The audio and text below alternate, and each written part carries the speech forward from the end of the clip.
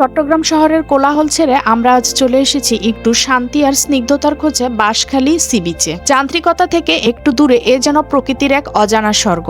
Main রোডে বাস থেকে নামার পর অটোরিকশা নিয়ে সৈকতের দিকে রওনা হলাম। দুধারের দৃশ্য দেখে মনে হচ্ছিল শিল্পীর আঁকা ছবি।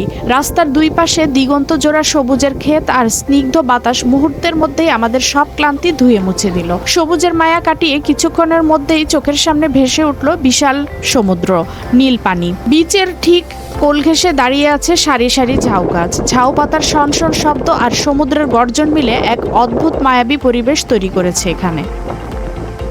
আমরা যখন ভেজাবালিতে পা রাখলাম তখন অন্যরকম একটা প্রশান্তি অনুভব করছিলাম। বিচের এক কোনায় দেখা মিলল কিছু বাচ্চাদের, যারা পড়ন্ত বিকেলের এই মিষ্টি রোদে ফুটবল খেলছিল। আমরা কিছুক্ষণ বিচের ধারে বসে তাদের খেলা উপভোগ করলাম। দূরে সাগরের বুকে দেখা যাচ্ছিল বেশ কিছু মাছ ধরার ট্রলার।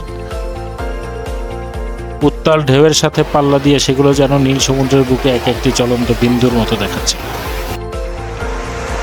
শান্ত পরিবেশ, ঝাউবনের ছায়া আর সমুদ্রের মিতালি, সব মিলিয়ে বাঁশখালী সি বিচ হতে পারে আপনাদের জন্য পরবর্তী ভ্রমণ গন্তব্য।